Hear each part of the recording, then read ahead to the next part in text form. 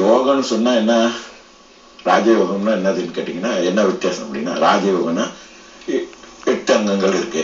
இயமம், நியமம், ஆசனம், பிராணாயாமம், பிரத்யேகாரம், தாரணை, தியானம், சமாதி அப்படின்னு 8 அங்கங்கள் சம்பந்தப்பட்ட அந்த 8 அங்கங்களை முறையாக பின்பற்றுவதுதான் ராஜயோகம். அது மட்டும் இல்ல, நமக்குள்ளே நம்ம ராஜயோகம் என்ன சொல்றோம், நமக்குள்ளே இறைவன் இருக்காரு, இறை சக்தி இருக்கு அப்படின்னு அது நம்ம உணரும் பொழுது எங்கும் இருக்கக்கூடிய இறைவனை நம்ம அறிந்து கொள்ளலாம். வெட்ட வெளியில உட்கார்ந்து தியானம் செஞ்சாலும் இறைவனை உணர்ந்து கொள்ளலாம். முதல்ல உனக்குள்ள இறைவன் இருக்கா, அதை உணர்ந்து கொள்ளு. பிண்டம் அப்படின்னா நம்ம உடல், இந்த பிண்டத்தில் இருக்கிறது தான் அண்டத்தில் இருக்கும் அப்படின்னாரு. அண்டம்னா உலகத்துல எங்கேயுமே, ஆலய உள்பட, ஆலயத்தை கூட நான் சொல்றேன், எங்கேயும் தேடி அடைய வேண்டாம் அப்படின்னு சித்தர்கள் வாக்கு. ராஜயோகமும் அதை தான் சொல்லுது. அப்ப தாந்திரா அப்படின்னா என்னது அப்படின்னா, இத பத்தி நான் பேசுறதுக்கே கொஞ்சம் தயக்கம் எனக்கு. இருந்தாலும் கேள்வின்னு வந்துருச்சுன்னா பேசித்தான் ஆகணும். மேல நாட்டவர்கள் தாந்திராவை பத்தி என்ன சொல்றாங்கன்னு சொன்னா, அதாவது அது வேறு விதமாக சொல்றாங்க. தாந்திராவோட நிறைய விஷயங்கள் சொல்றாங்க தாந்திராவை பத்தி. அது தெரியும் உங்களுக்கு. ஓசோ அவர் கூட தாந்திரால ஒரு பகுதி தாந்திரா, அது உண்மை தாந்திரா தான். தாந்திரான்னா முழுமையான தாந்திரா இல்ல, அந்த தாந்திரா வேற இந்த தாந்திரா. ஆனா அதிலிருந்து விளக்கங்கள் நிறைய கொடுக்குறாரு, போறாரு, அது நிறைய விஷயங்கள்லாம் சொல்றாரு, அது வேற விஷயம். ஆனா சில விஷயங்களை அவர் எடுத்து அந்த தாந்திரால இருந்து ஒரு குறிப்பிட்ட சில விஷயங்கள் எடுத்துதான் அது தாந்திரா தான் அப்படின்றாரு. தாந்திரா தியானம், தாந்திரா நான் கத்துக் கொடுக்குறேன் அப்படின்னு. அதுக்கு மேல ஒரு படி போய் மேல நாட்டவர்கள் இன்னும் மோசமான விஷயங்கள் எல்லாமே ஆண் பெண் சம்பந்தப்பட்ட விஷயம் தான் தாந்திரான்னு சொல்லிட்டு அது ஒரு நிறைய போயிட்டு இருக்கு. நீங்க பாத்தீங்க வெப்சைட் எல்லாம் பாத்தீங்கன்னா நிறைய விஷயங்கள் தாந்திரான்னு திறந்தாலே நமக்கு தாந்திரால இறைவனை போய் அடையிறதுக்கு தான் வழி காட்டுறாங்களா, இல்ல இதோட எல்லாமே வாழ்க்கையை மோசமாகிறதுக்கான விஷயங்களை காட்டுறாங்களான்னு கூட தோணும். அந்த அளவுக்கு தாந்திரா பேரால நடக்குது பல விஷயங்கள். இருந்தாலும் சொல்லணுன்றதுக்காக இந்த மாதிரிலாம் இருக்குன்றதுக்காக நான் சொல்ல, உண்மையான தாந்திரா என்ன அப்படின்றத பற்றி தான், தாந்திரா பற்றி தான் நம்ம பேச போறோம். இந்த தாந்திரா, உண்மையான தாந்திரா அப்படின்னா, உண்மையா தாந்திரா என்றாலே ஒரு குரு தான். அந்த தாந்திரா அப்படின்னா அகோரி தாந்திரான்றது மார்க்கம். படத்தை சினிமாக்கு அதுக்கு சம்மந்தப்படுத்தாதுங்க, அதுக்கு இதுக்கு சம்மந்தம் இல்லை. சினிமால என்ன வேணாலும் நல்லதும் கட்டுவாங்க, கெட்டதும் நல்லது கெட்டதை கட்டுவாங்க, கெட்டதை நல்லதா கட்டுவாங்க, எப்படி வேணாலும் இருக்கலாம். அது ஒரு நம்மளோட பொழுதுபோக்குக்காகவும் மகிழ்ச்சிக்காகவும் பார்க்கக்கூடிய கலை சம்பந்தப்பட்ட விஷயம், அதை விட்டுருவோம். இது உண்மையான விஷயத்தை பற்றி பார்ப்போம். தாந்திரானா குரு தான். தாந்திரா குரு யார, அகோரி. தாந்திரன்றது மார்க்கம். அது அந்த மார்க்கத்தை செல்லக்கூடியவர்களை தான் அகோரி அப்படின்னு சொல்றோம். இதுக்கு இந்த மார்க்கத்துக்கு அதிபதி யாரு? இப்ப நம்ம ராஜயோகத்தை சொன்னோம்ல, ராஜயோகத்தை சொல்லும் பொழுது யாரு அதிபதி சொல்லுங்க? ராஜயோகத்துக்கு அதிபதி யாரு அப்படின்னு கேட்டா சிவன். ராஜயோகத்துக்கு தலைவர் அவர் தான், வேற யாரும் இல்ல, சிவன். சிவன் அப்புறம் சக்தி, இப்படியே போயிட்டு இருக்கோம். சிவன் வேறு, சக்தி வேறு இல்ல அல்லவா? அது மாதிரி அதே மாதிரியான விஷயங்கள் தான் இதுவும். தாந்திராவுக்கு அதிபதி அந்த பராசக்தி மகாகாளி, காளி தான் அதிபதி. ஆண் இதுல தெய்வத்துல உத்திரன்.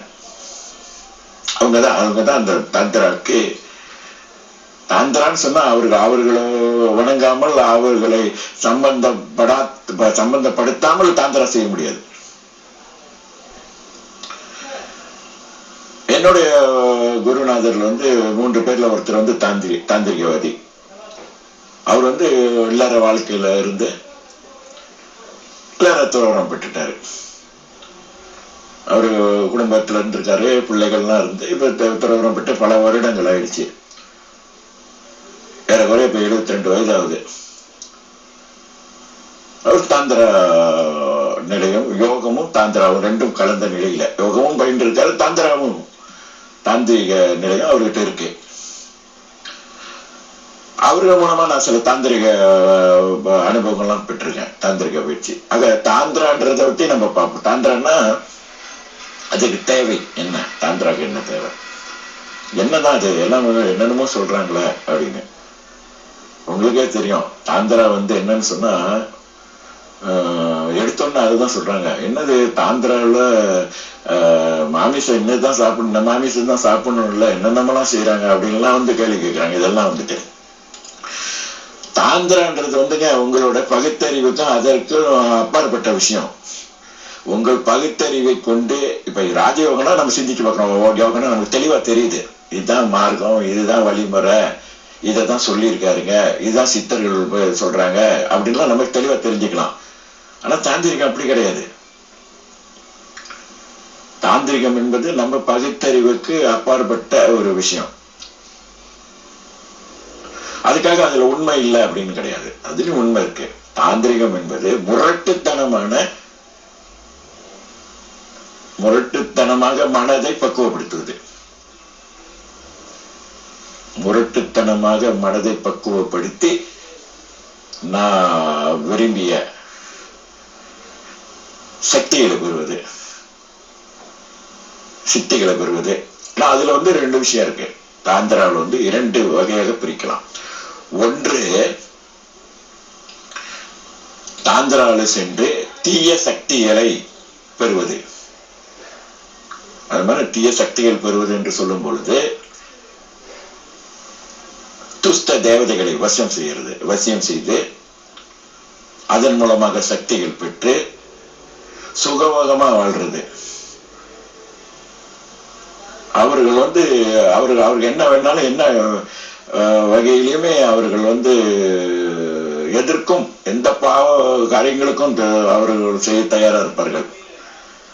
அதனால என்ன ஆகுதுன்னா பல பிறவிகள், சாதாரண மனிதரோட அடுத்து என்ன பிறவி கிடைக்க போகுதுன்னு என்னால சொல்ல முடியல. ஏன்னா அவர்கள் அந்த மாதிரியான சக்திகளை பயன்படுத்தி செய்யக்கூடிய கர்ம வினை சாதாரண நிலையில செய்யறதை விட பல மடங்கு அதற்கு வலிமை அதிகம், பல மடங்கு நமக்கு பாதிப்புகளை உருவாக்கும். இன்னொன்று, அன்னை மகாகாளியை தாந்திரிக முறையிலே தரிசனம் செய்து அந்த தாயை